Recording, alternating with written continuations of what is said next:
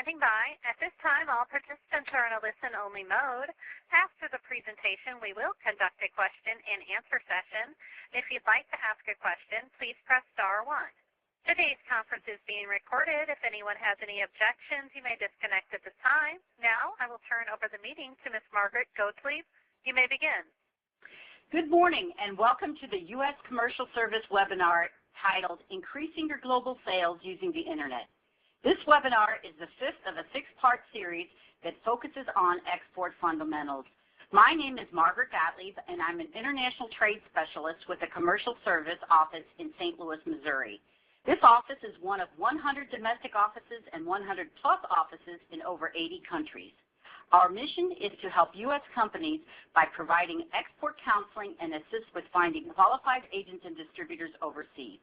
If you aren't working with your local U.S. Commercial Service trade specialist, I invite you to set up a meeting with him or her to discuss your company's goals overseas and how the organization may be able to assist you with your export endeavors. You can find us at www.export.gov. I would like to express our appreciation to UPS for their corporate sponsorship of the Export Fundamentals webinar series. At this time, I would like to introduce Ashley Boggs, Product Manager, UPS Customer Technology Marketing. Ashley, please share your remarks. Good morning, everybody. As Margaret said, my name is Ashley Boggs, and I'm with the United Parcel Service Customer Technology Marketing Group. And on behalf of UPS, I would like to welcome everyone to this webinar on increasing your global sales using the Internet. One of the reasons UPS is excited to be a partner with the U.S. Commercial Service is our shared history of assisting customers to navigate international trade and assisting them in developing or enhancing programs that have increased their export business. And while we recognize the many complexities of international trade, we're also keenly aware of the increased opportunities for business growth global markets offer. Today's webinar involves growing your global sales using the Internet. As many of you know, the Internet is the foreground of business and allows your business to compete with others around the world. This can provide enormous opportunities for your business, but it also increases the level of competition for your goods and services. To give you some perspective on how UPS uses the Internet to grow our business, I'm going to share some facts with you about UPS.com, our corporate website. UPS's award-winning website launched in 1994. It is now available in 107 countries and 32 languages. There's an average of 18.5 million page views on UPS.com daily, with 26.2 million on a peak day, normally around Christmas time. There are 22.7 million tracking requests per business day, with 35.6 million on a peak day. That's a lot of views. UPS's web channel continues to grow at double-digit rates, and it's no wonder, considering some information about the habits of average shoppers today. In the 2008 holiday season, Black Friday saw $534 million in online retail spending. That was up just 1% from 2007, which is reduced from 2006. 80% of our Internet users, almost 133 million people today, will do some of their holiday shopping online. That's up 50% from 2007. And by 2012, the number of online buyers, people actually making a purchase on the Internet, is going to increase by 30.3 million people, bringing the total to 141 million. That's 73.5% of Internet users. And from 2007 to 2012, the number of new online buyers in the U.S. will grow at a 5% average annual rate. It's clear that consumers are moving to the Internet in droves, and it's an important aspect for your business to compete. UPS has many tools available to assist all of your businesses, and as the leader in global transportation and logistics, UPS is committed to providing our customers the most advanced solutions for their global shipping needs. For example, only UPS offers the cutting-edge industry firsts, like our paperless invoice that's used for exporting without paper, and our new delivery intercept service that ensures you always have access to your packages, even when they're in transit. Combined with our wide-reaching international returns and our new live chat to help you along the way, UPS.com is making e-commerce easier than ever.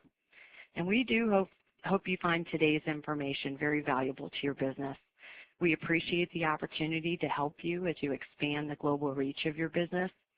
And we want you to feel free to browse and learn more about UPS in our Business Solutions area, which can be found on the internet at UPS.com. There you can view demos, make comparisons of different technology tools, and even view animated whiteboards. If you have any questions about UPS services following the presentation today, please do not hesitate to contact your local UPS account manager. And if you do not currently have a UPS account or you need additional assistance, you can contact Kathy Bennett in the UPS Marketing Department. Again, that's Kathy Bennett, B-E-N-N-E-T-T, at CJ Bennett, which is CJBENNETT at UPS.com.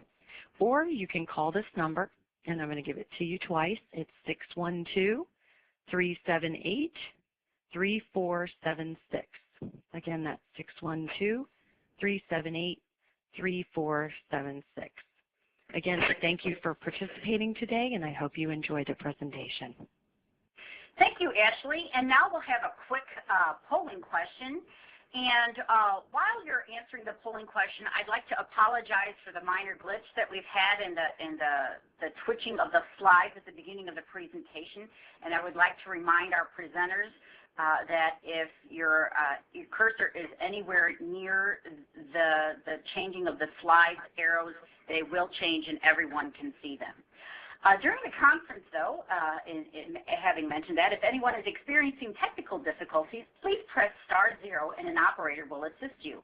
Also, at the top of your screen, then slightly right, there is a feedback box.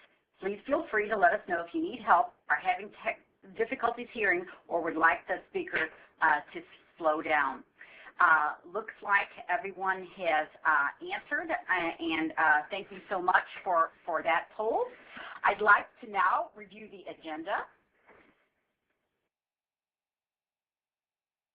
The purpose of today's webinar is to provide an overview of international search engine strategies and how these can increase international traffic and potential customers to your site.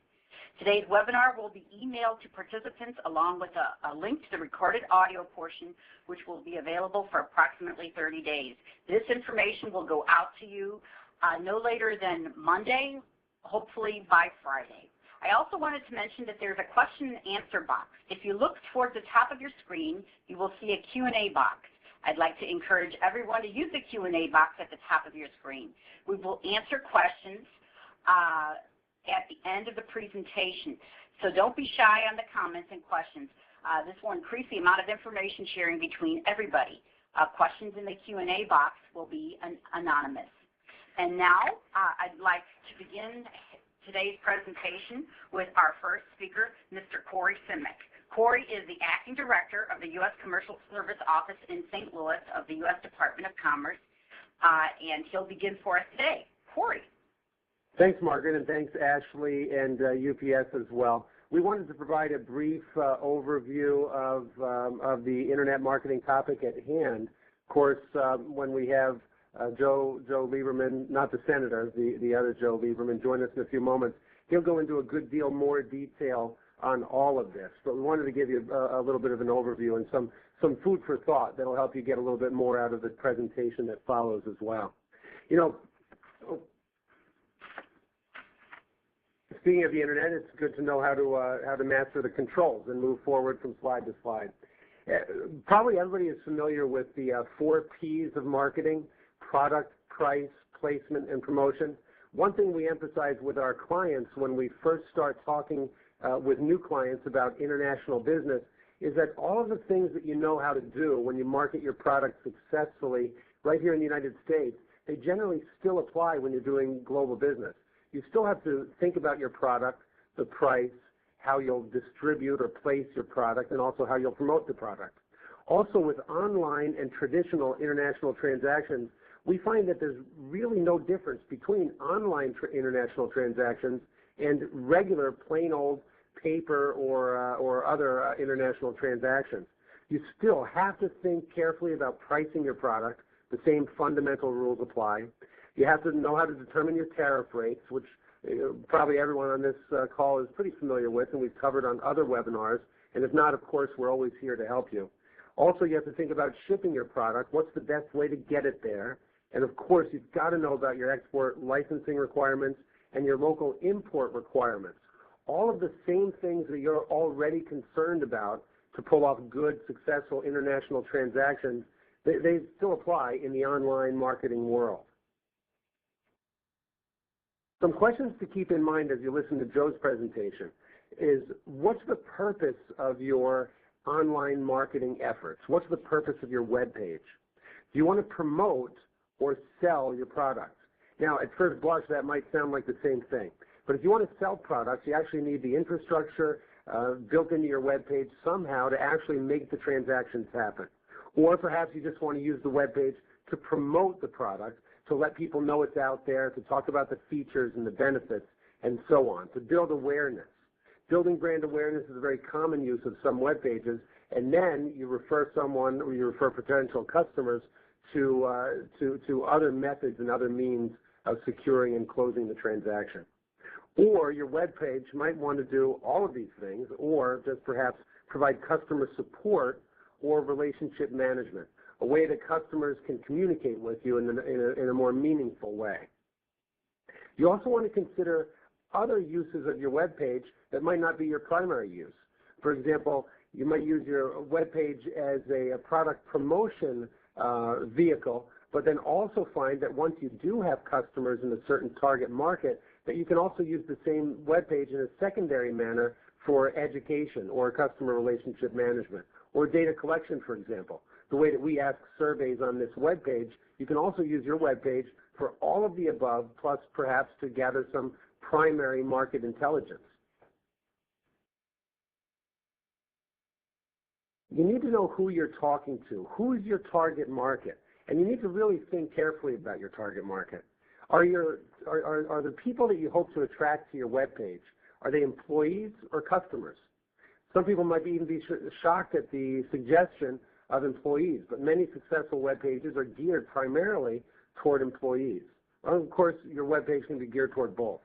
But you need to think about who you want to communicate with via your web page. Where are they when they're using the web page? What are they thinking about when they decide to actually type your web page address into their browser? When do people turn to you and why? And that'll help you make a much more meaningful web experience for them. Are you communicating with your agents or your distributors? You might have a whole different set of information available depending. Or perhaps your shareholders. And of course, your web page can communicate with all of these different stakeholders in different ways. And I know Joe will go into a lot more detail about that. You might have password-protected areas for your agents, for example, and entirely different public areas for a website for the product promotion and other outreach activity. So overall, we need to think about what do each of the people that we hope to attract to our web page, what do they need from us? What are they thinking and doing, and where are they when they turn to us on the Internet? And remember, we need to think about our objectives. We should always think about what we're trying to accomplish and what we really want to do. That way, the classic marketing equation of building a better mousetrap and then the world beating a path to your door, Joe can tell us if it's really that easy just to build a better web page and then people come knocking on your door. But we have to think about what is that mousetrap we're building? What is the purpose of the web page? Do we want to grow our current markets? Do we want to sell more in the markets that we're already in? Or do we want to attract new markets, new customers in brand new foreign markets that we haven't done business before? And also we have to think of key markets in terms of their Internet use and their e-commerce use. For example, if you develop a web page because you want to target the market in Timbuktu, but if there aren't very many people online using the Internet in Timbuktu, that might not be a good combination there. So in sum, and to prepare for Joe's presentation in just a moment, we have to think about marketing in terms of what we want to accomplish. Think in terms of our key markets. Who are we targeting and where? And think about the extent of their Internet usage in those target markets. One example would be flash media, for example. We've all logged onto web pages and we're assaulted with some audio, or perhaps there's some really neat videos of a product, but perhaps our browser or our bandwidth isn't high-tech enough to handle that kind of media. So we have to think in terms of who's using the Internet, how are they using the Internet, and are they able to use all the rich features that we're used to. And remember, the Commercial Service has plenty of reports on all sorts of markets. We have Internet reports. We can plug you into data on who's using the Internet in different countries and so on. We're here for you online, just like we're always here for you in person as well in your local areas. Right now, I'll turn it back to Margaret so we can turn it over to our featured speaker for the day. Thank you, Corey. Now I'd like to introduce our featured speaker, Joe Lieberman, President and owner of SpiderTel, Inc. in Overland Park, Kansas. SpiderTel is an award-winning firm that has been providing web redesign, Internet, and marketing solutions since 1996. SpiderTel helps transform businesses by identifying and achieving their objectives through the power of the Internet, using proven marketing strategies, intuitive and functional programming, and highly acclaimed custom graphics. Joe has been recognized as an industry expert in the Kansas City area, is a former radio show host, and an author of many published articles. He has also taught many self-written classes on Internet marketing.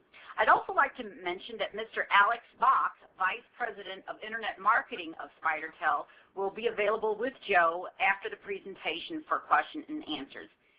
Joe, thank you for taking the time to share your experience, and now you may begin. Well, thank you very much. I appreciate the opportunity to talk about international search engine marketing strategies. SpiderTel has been providing search marketing services as well as web design services since 1996.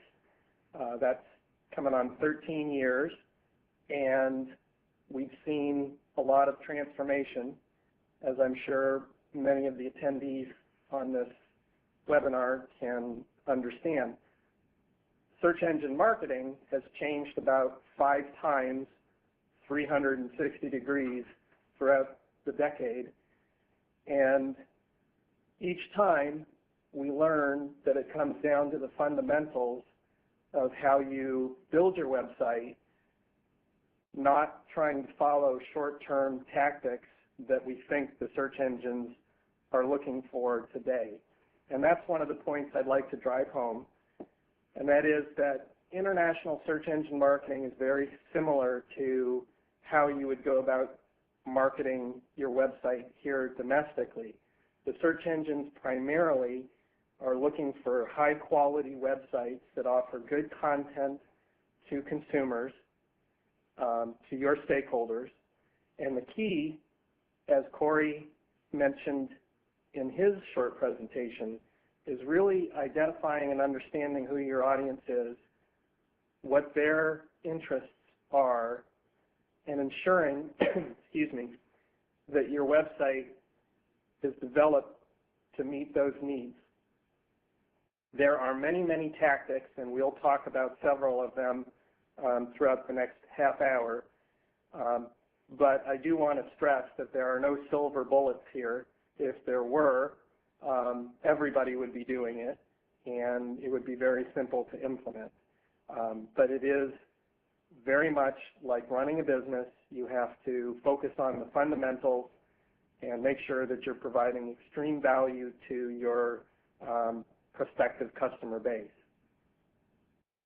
If you have any questions after the presentation, myself and Alex Bach, our VP of Internet Marketing, will make ourselves available. The final slide will give excuse me, some contact information, and at the bottom of each of the slides is some additional contact information. We'd be happy to talk to you about your particular needs.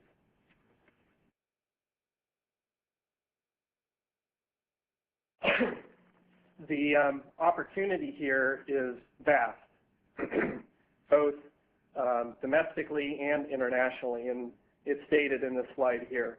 70% of all searches are not performed in English. That's both for the United States domestic and the world. It really shows us that the web has transformed from being originated here in the United States to something that is utilized worldwide. Commerce is happening every day. We often get questions from clients. More and more, it's rare, but they will ask us whether their target audience is using the internet. And while it might have been an interesting question 7 years ago, today there's no doubt, there's no research needed, nothing is doubtful about it. Your customer base is using the internet. It crosses all demographics, all socioeconomic boundaries. Obviously, the countries have to have access to the internet provided, but people are relying on it more and more to conduct business, to do research, to find answers to their questions during whatever part of the purchase decision process they may be in. We're going to focus on 5 different areas. The first will be understanding the layout of search engines and how do you go about identifying who is popular, what search engines are being used in the particular countries that you might want to be targeting. This is obviously important because you want to be found in those particular search engines. Some of this may not be surprising, but we'll offer you some insight as to how to get additional information. Then we'll start talking about what you need to think about in terms of hosting. Excuse me, I have a cough I'm trying to get over here. About hosting your website. The location of your website and the domain name are very important considerations. Then we'll talk about how to optimize your website.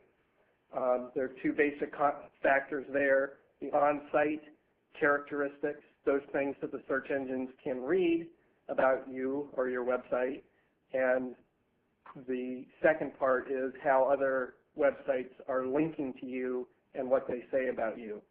Then we'll move on briefly to paid advertising opportunities.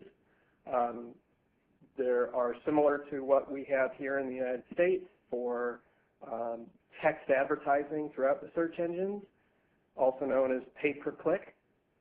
And finally, we'll talk briefly about web analytics. And at this time, I think we're going to move to the first poll. And the question here is, do you believe there is a significant demand for your products or services from international customers? And we'll let this run for a few seconds.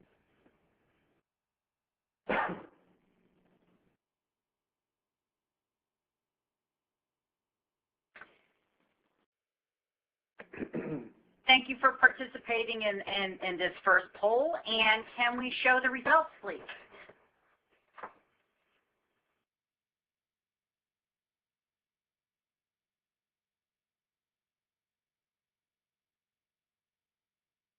Looks like, obviously, 92% of you believe yes.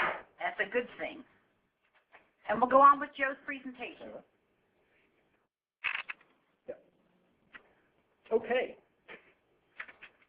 I think I'd be surprised to see different results. Otherwise, we wouldn't have attendees. Okay. Focusing on the search engines that we want to target. There are different languages, obviously, depending on what country you're in or trying to target, is going to indicate whether you need to have your website translated into other languages, and these will vary. There are some sources throughout the internet that can fine-tune this, but what we have printed here is a list of languages in order from left to right in popularity. English being first, Chinese being second, Spanish, Japanese, and so on.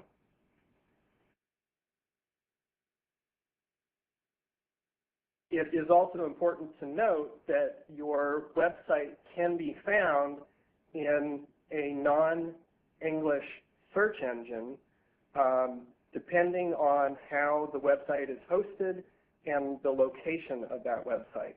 So it really depends on what the search is about, what your target audience is searching for. If they're searching for English phrase keywords, then the search engine will try to deliver websites that have English as a base. And so it becomes a little difficult to anticipate whether you should have one language website or multiple language websites, and we will talk about that in a minute.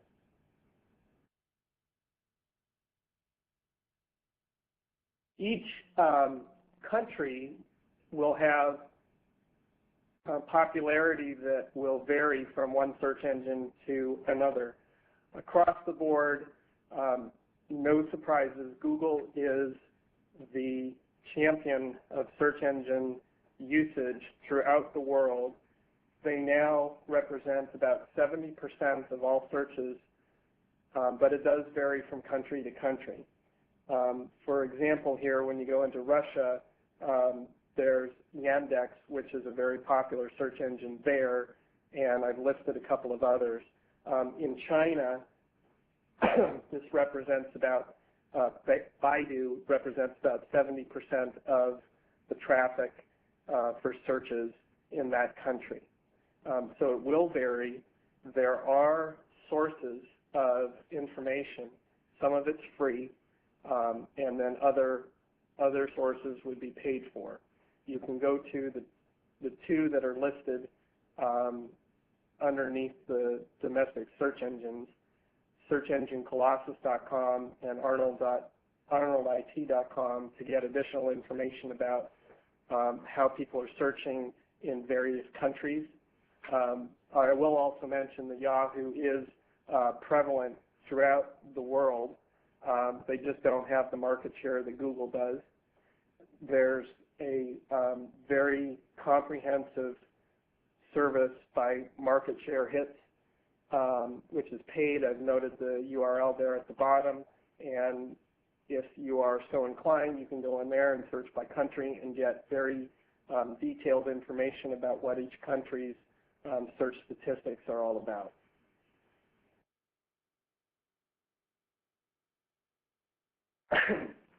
Perhaps the most important aspect of search engine marketing, as I mentioned earlier, is understanding your target audience and how they are going to search.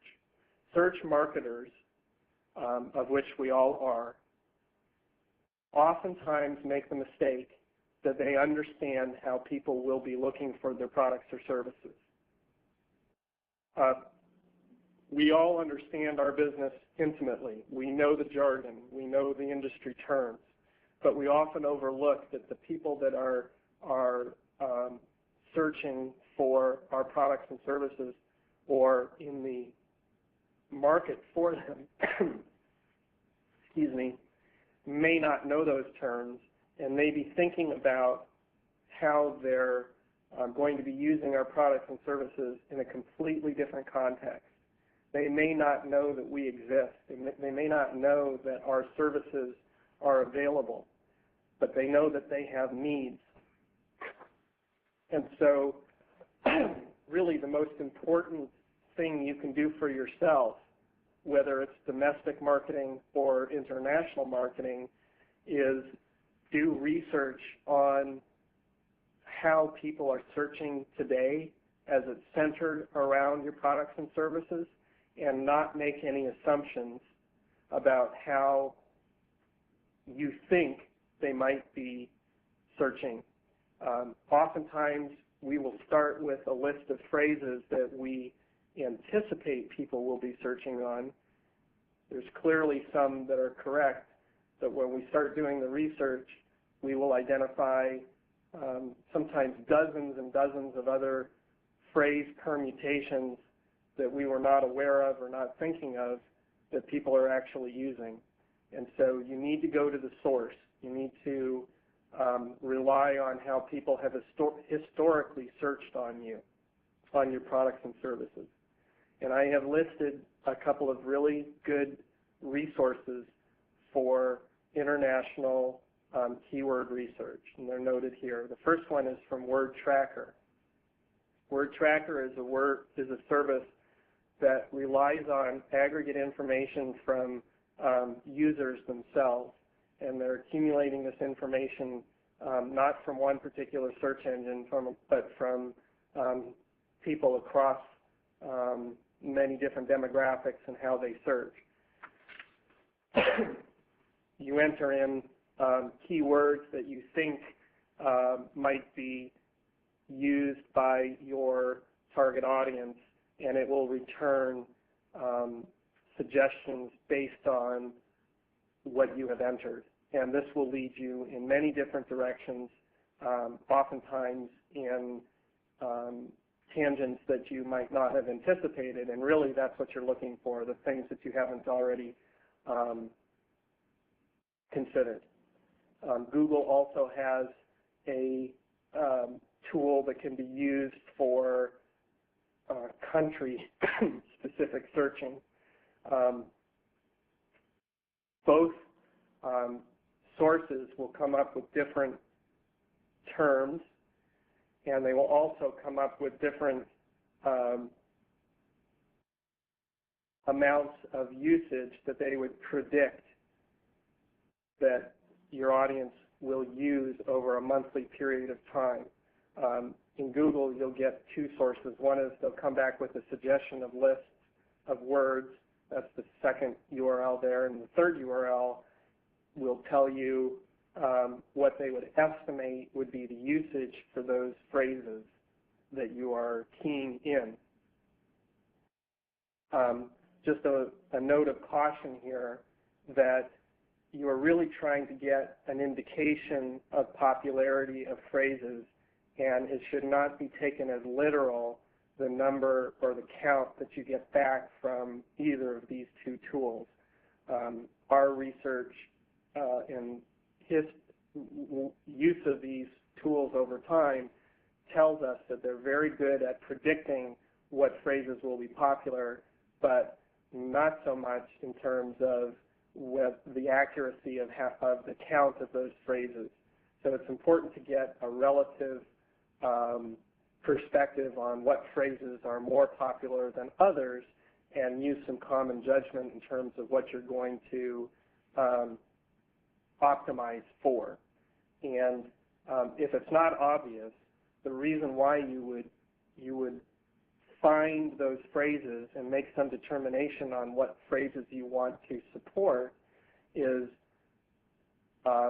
you will then use that list to optimize your website,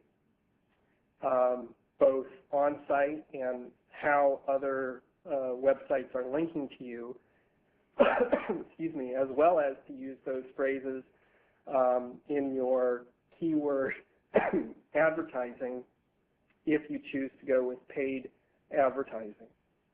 The note at the bottom of this slide is very important, and that is to be careful with translations.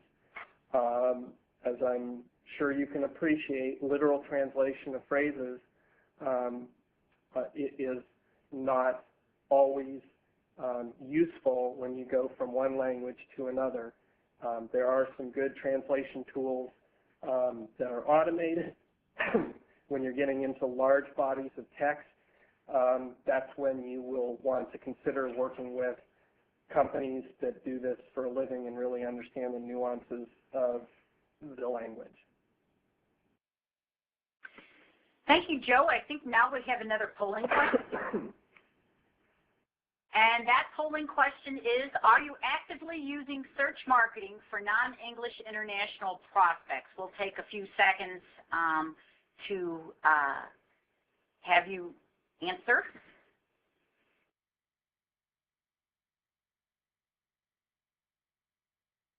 Okay. And here are the results.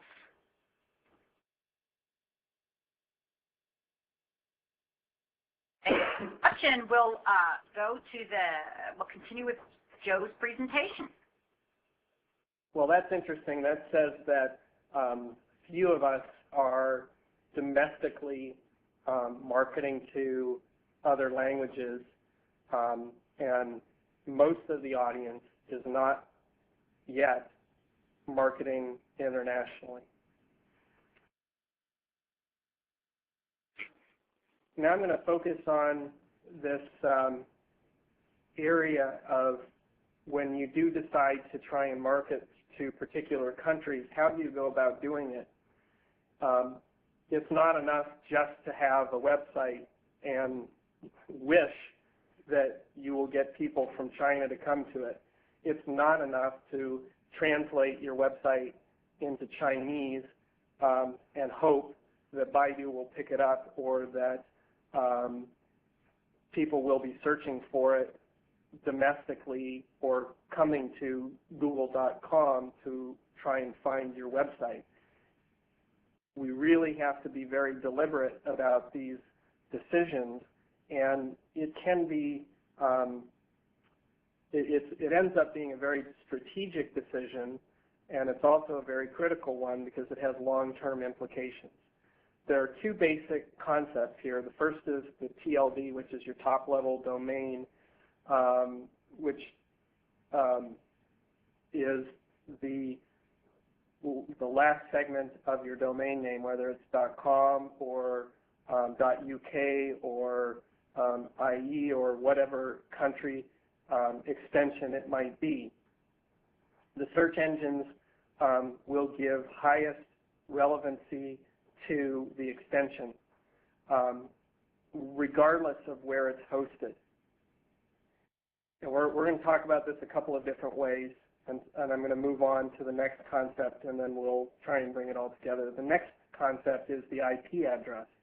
Every website is on a server that has a unique IP associated with it. In fact, a server could have multiple IPs. So your website will have a IP address. Some people may be familiar with them. There are 4 quadrants, and there's a range of numbers. It's really not important for purposes of this discussion what numbers those are, but it's like a phone number that points to your particular website. Those IP addresses are allocated internationally, and so it's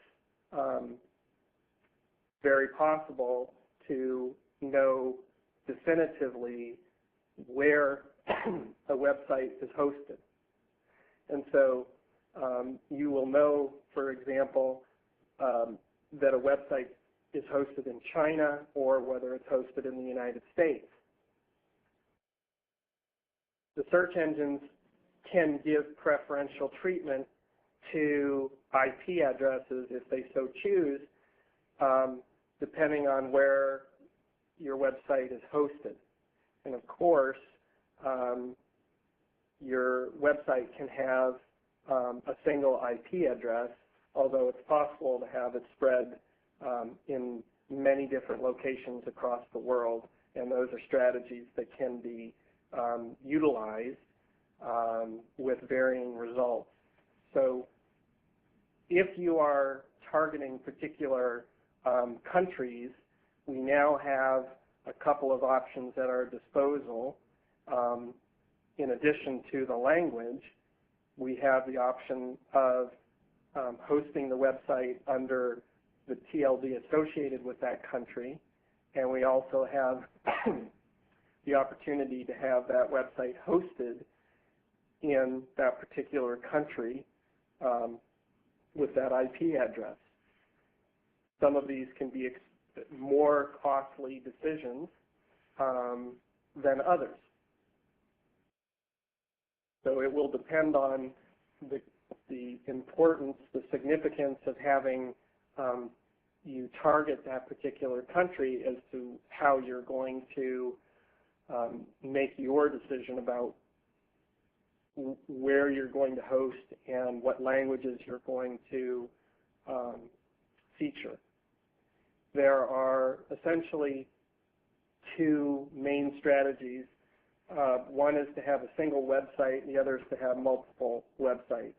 If you have multiple websites, you now can host them in different locations with different TLDs and different IP addresses.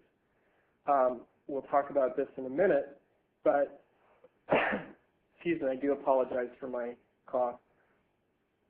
You now have the opportunity to get inbound links from various websites that are targeted to that particular website. And I cannot stress how important that is. I'm jumping forward a little bit, but when you get into search engine optimization, there are basically two different categories.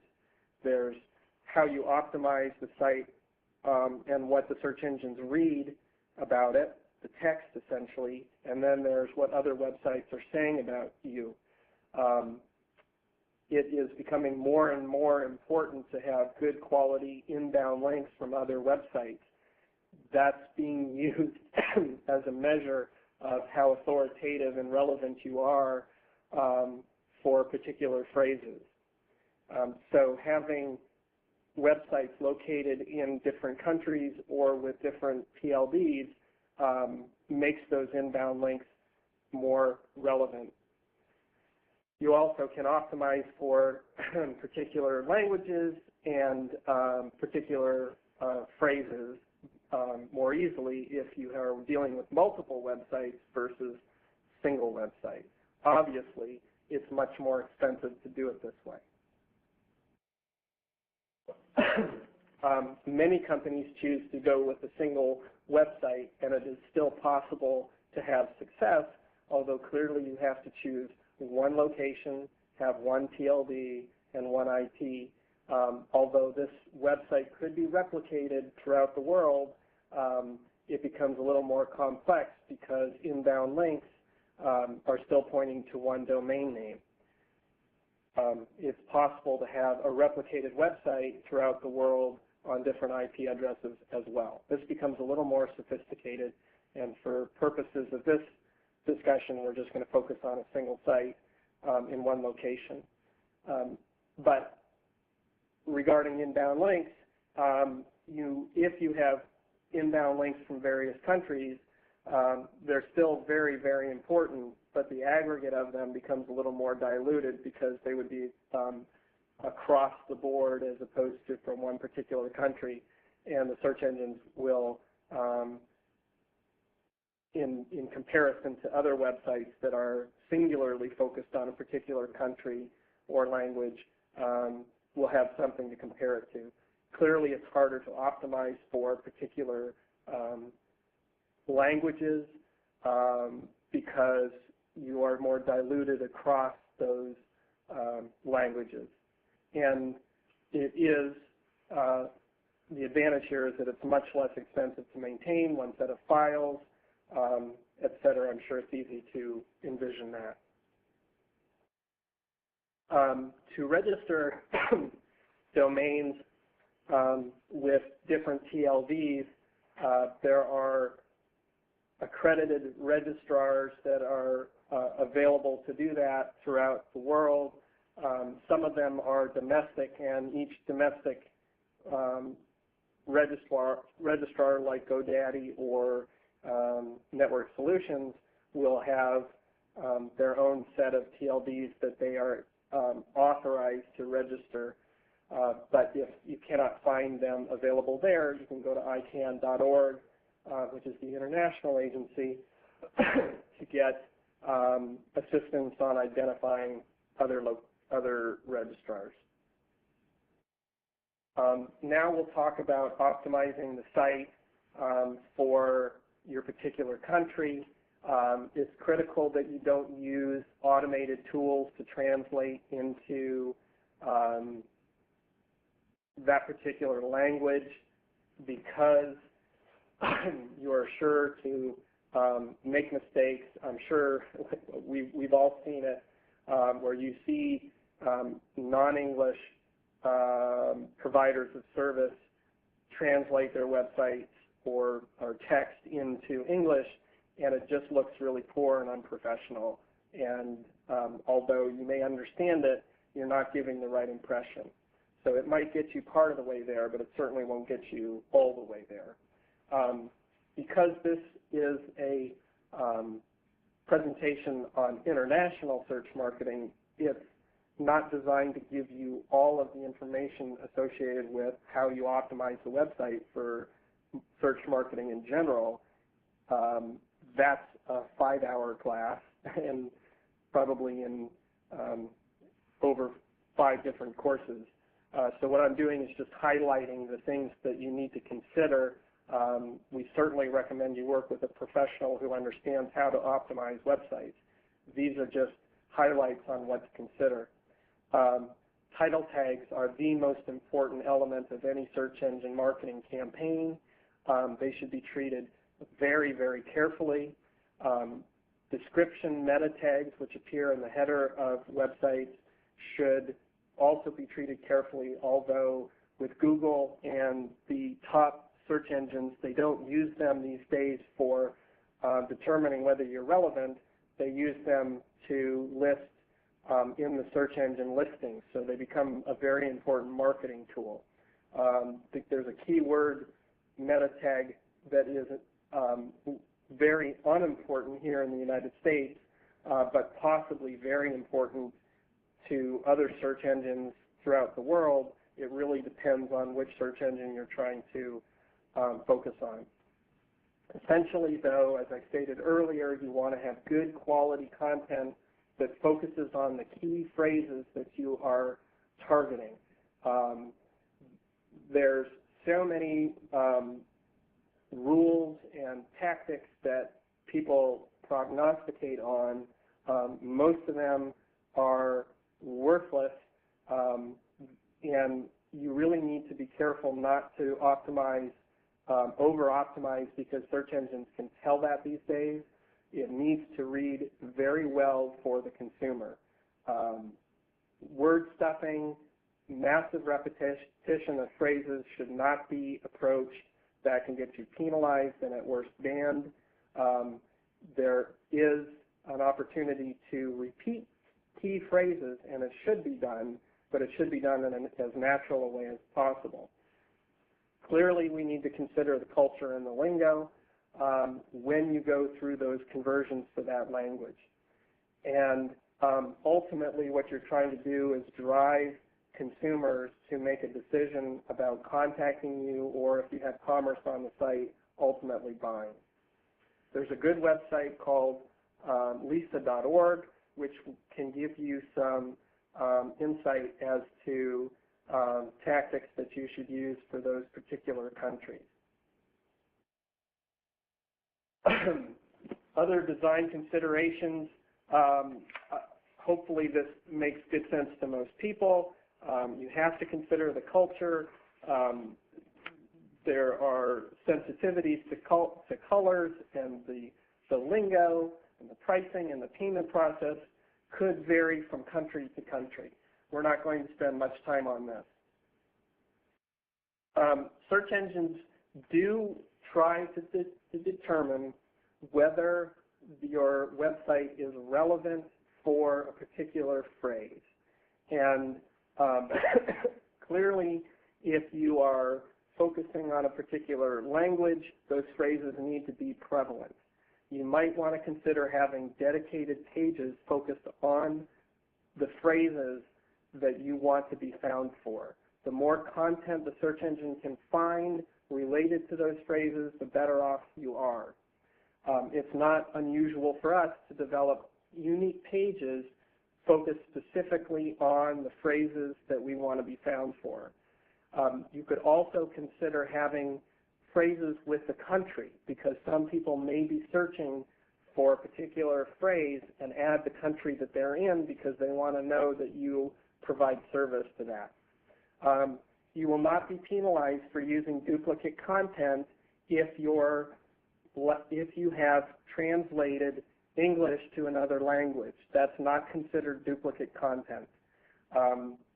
And for those of you that are wondering, if you have content that is duplicated in other websites, the search engines will not penalize the website that has the duplicate content, but they will make a decision about which website to use for that particular content. And this is the same if you have pages that have duplicate content within them. You won't be penalized, but one page will become more prevalent than another, so it becomes an important exercise to understand how you are driving people through your website. Landing pages are very critical. You might want to consider having landing pages focused on keywords plus the country that you want to be found for. It really depends on your research, how people have searched previously.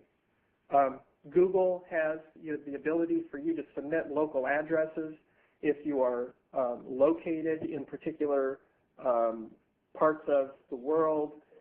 There's a process to go through to submit your local address through Google and have it show up if people are searching on that particular locality, or they can identify what location they're searching from. And also, there is a tag that you can use that would appear in the header of your website to indicate what language you are having the page focus on. Then this is information that the search engines will read, and they can give preference to that, to your pages, knowing that that's what you're focusing on.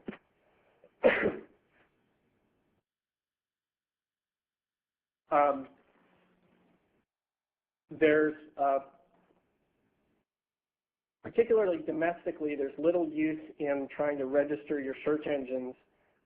There may be search engines throughout the world where you have the opportunity to submit forms, submit your website to them, but more and more the major websites find your website and crawl through it.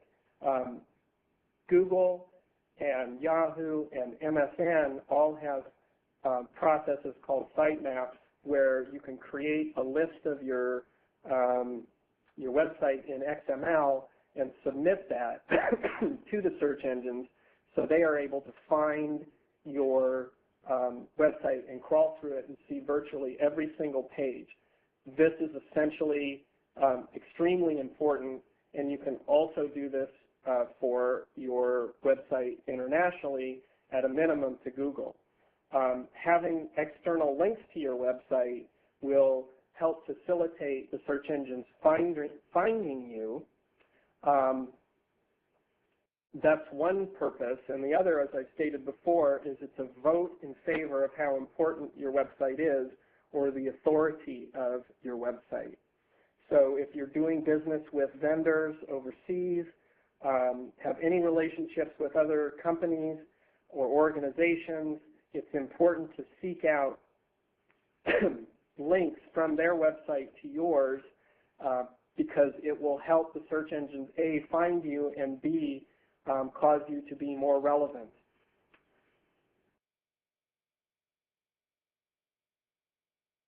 As I said, we can go on and on. This is just covering the basics.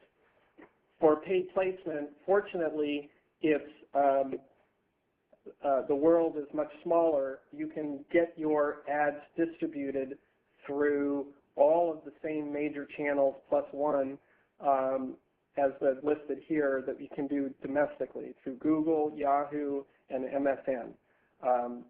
It's fairly straightforward to run, but requires a lot of sophistication in understanding your audience and budgeting and reducing your cost of click by having the highest quality ads that are out there. There's really no difference between how you would market in English domestically versus how you would do it internationally. You're just focused on different phrases, different terminology, different culture, etc. The tools are very similar, and in China in particular, Baidu would be the one search engine that you would want to utilize.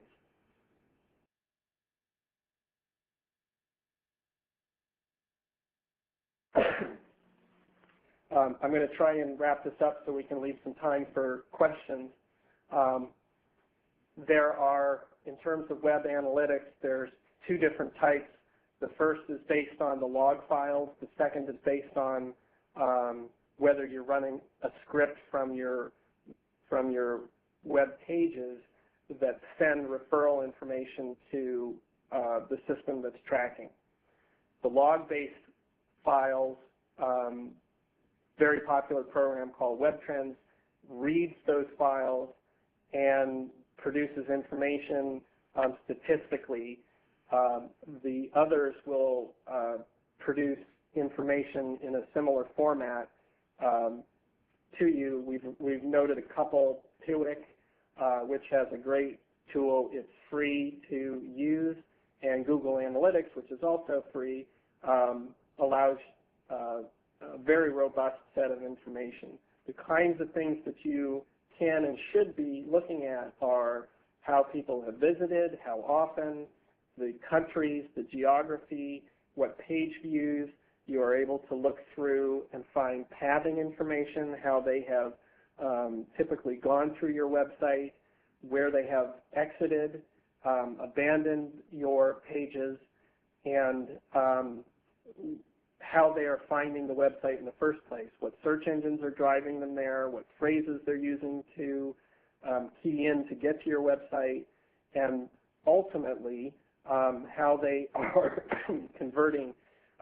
Some of these websites or search engine tools require some customization and back-end work to get very detailed information about return on investment, but it is possible to track how somebody came to your website, what search engine, what phrase, if it's an ad, how they clicked on that ad, ultimately what it cost you, and what it returned to you in terms of revenues and ultimately profit.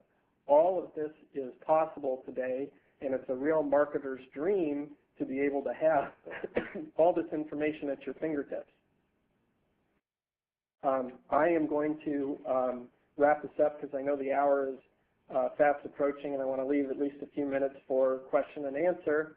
So we'll go to the last poll. Thank you, Joe. And the last polling question is, do you believe you can greatly increase your sales through improved international search marketing efforts? We'll take a few seconds to answer the question. And looks like we're going to show the results.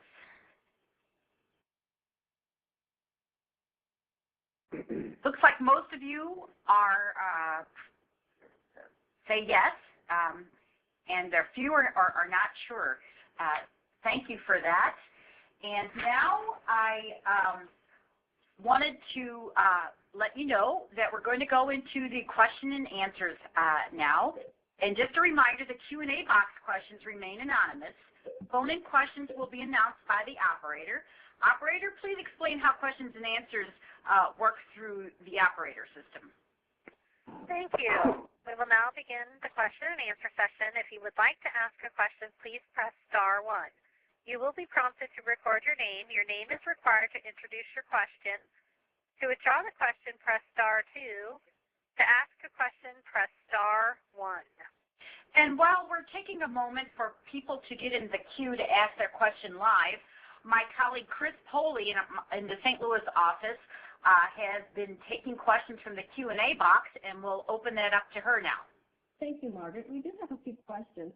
First one, if one doesn't have a specific market one is targeting, other than Spanish, which is a given, into what languages should one translate? Could you please repeat that question? We had a little difficulty hearing you. Okay, I'm sorry. If one doesn't have a specific market one is targeting other than Spanish, which is a given, into what languages should one translate their site? Was that better? Yes, that was. Okay, thanks. Okay, I think maybe the question is what countries should we be focusing on, because as I understood the question, it is given that we're going to want to focus on Spanish, and there may be some variations on the theme here, but as as I'm interpreting it, this would be where would we want to focus if we have an audience that is Spanish speaking. At a minimum, we clearly want to translate it into Spanish, and then we have questions about whether we convert the site into one of the or more countries that would cater to the Spanish language. There would be many in Mexico, obviously. Overseas there are a couple.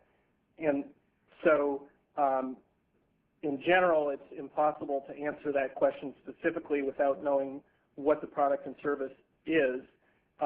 If the budget's not there, then we either make the decision to focus on one or keep it more generic and focus on a .com where we've translated the website into Spanish and hope that the search engines overseas will pick them up. But ultimately, if you want to be found in a particular country, we have to make a stand. We have to choose where we want to have our emphasis. And that can be done by getting the TLDs and having the website hosted here domestically with that particular TLD, translated, of course, into Spanish. As I think about it, this might be one of the easier ones where you could have multiple TLDs for Spanish over the same website. And each of those countries then would see the same website. There wouldn't be any penalization, and you really would be optimizing for that particular language.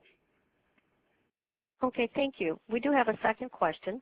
If one decides to maintain a single site and the company decides to translate that site in several languages and the site is a large one, should the company translate the whole site in each language or just the products and their features, the About Us and contact information? Well, it's a good question. Again, it will depend on who your audience is, how sophisticated they are. It's clear that English is a secondary language for many people across the world, so it may not be absolutely essential that the entire site is replicated. However, there are lots of models to look at. Depending on your industry, we may want to do some comparison benchmarking. For example, UPS, to see how they're treating it. The larger organizations are going to have completely unique websites, or rather sections of their websites that are standalone. But here's the most important element, and that is that the content on the website is rich enough that the search engines see you relevant for those phrases. So it may not be enough just to have a product database that is standalone for those particular languages, because if the site or the product displays may not have enough content within them that the search engines for those particular countries would see them as relevant. That's another aspect that we would look at. Thank you. At this time, operator, do you show any questions in the queue? Yes. Our first question comes from Joey Johnson. Your line's open. My name's Kelly. Is that who you're talking to? Are you talking to me? Yes. Okay, so my question is, if I'm not going to translate a website into another language, is there anything to be gained by putting metadata in, say, Spanish into the HTML code so that the Google Spider can see it?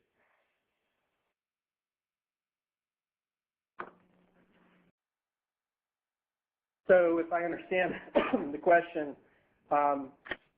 would we benefit by having some meta tags that are translated for that particular language, but the body of the site would not be translated? Is that correct? Correct. Okay. Nominal. You can only have one title tag, for example, and that has the most weight of any tactic you can use throughout the search engine, or rather throughout the site. So you got to make a stand as to whether you're going to translate that or not. The search engines are increasingly smart, particularly Google, about knowing whether there's content on the page that is of that language or not. So it might give you a little opportunity, but probably so insignificant that it wouldn't help. Okay, thank you. We do have another written question. How do you find out if certain countries block some sites from their population?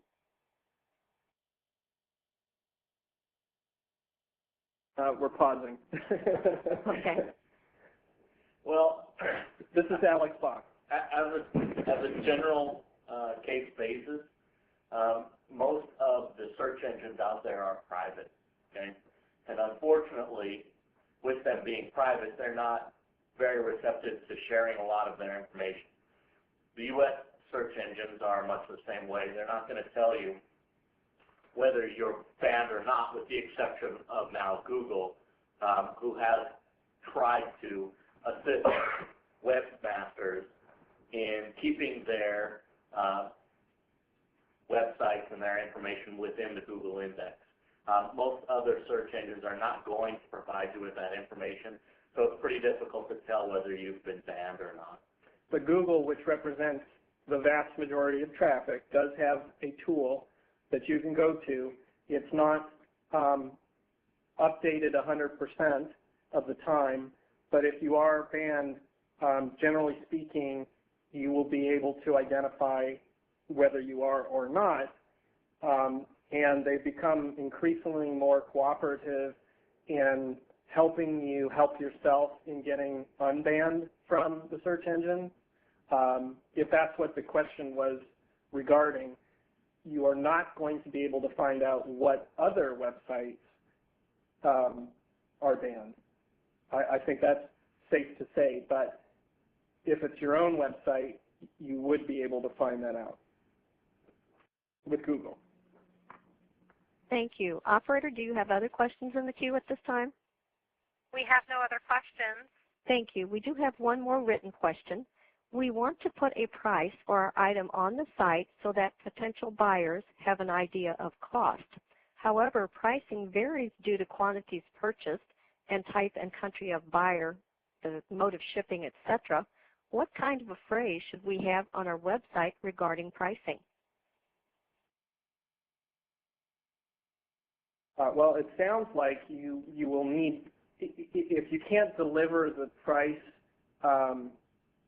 automatically, that's something that you should consider, and it can be programmed to deliver that price based on a number of factors.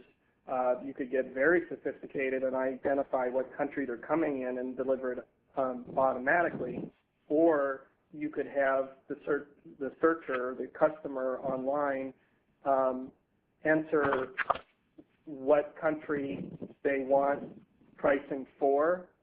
But very simply, statements around pricing will vary based on location and quantity. And then the rest depends on what information you're able to deliver online, or whether they have to submit a request and then you follow up with a quote. We do have clients here domestically that have such statements, and when international clients are purchasing from them, they will need to wait for a quote, because sometimes international shipping of large items is not practical to be able to get automatic shipping information. And it's used. People overseas are accustomed to that. Thank you. We do have an additional written question. Is using the .com extension considered more global or international than using a national suffix? More and more non-U.S. sites seem to be doing this. Well, the answer is yes. Non-U.S. sites are trying to market to the United States for obvious reasons, and so it can apparently look like they are being hosted here in the United States. That might be one of the factors that they've purchased the domain with a .com extension on it, and they're hosting it here in the United States, even though it's not .us, which would indicate that it's in the United States. It is regarded as primarily a United States website. That being said, the international community does regard .com, just as the rest of the world does, the United States, as being more familiar and more comfortable and more global. Thank you. We have an additional question. We currently use a vendor for hosting our website. Is there a way to use a secondary web analytics source to determine how effective our website is internationally? Absolutely. If you refer back to the slide on web analytics, we mentioned a couple of sources for script-based statistics. We use Tilix, for example, and it's just a small piece. I think there's two different areas, but small JavaScript that will send the referral information to wherever that statistics program is being hosted, and you can then monitor traffic, compare it to what the log files say, and drill down into particular countries for usage there. Thank you. Operator, do you show any additional questions in the queue? We do have one question. Thank you. Go ahead. Our next question, your name was not recorded, so please state your name to ask your question. My name is Kelly Johnson. I wanted to ask if I'm going to start a website in Canada, say an exact duplicate of my current site, would it be a good move to get Canada IP addresses so that Google search engine ranks me equal to the Canada-based site? Yeah, if the budget allows for it, your best optimal strategy is to have .ca. I'm going to wait for that noise to stop. Okay, your optimal strategy is to have .ca as the website TLD and an IP address located in Canada. That's the two criteria that Google.ca will use to determine whether you're hosted in Canada or not, and you will have preference over similar website, similar content that would be in the United States with .com. Is there any way to get the Canadian IP address yet still host your site where it currently is now? I don't think so. I can't say with 100% certainty. I don't believe you can do that. Okay. And so in other words, these IP addresses are not portable. So we would have to have a server farm in Canada in order to pull that off.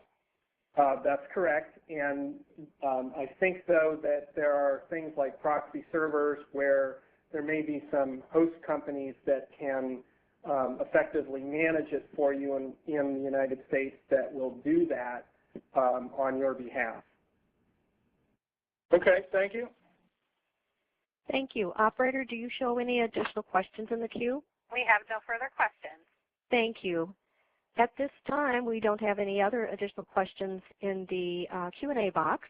We would like to thank everyone for participating in today's webinar, and we also would like to thank our sponsors and presenters as well.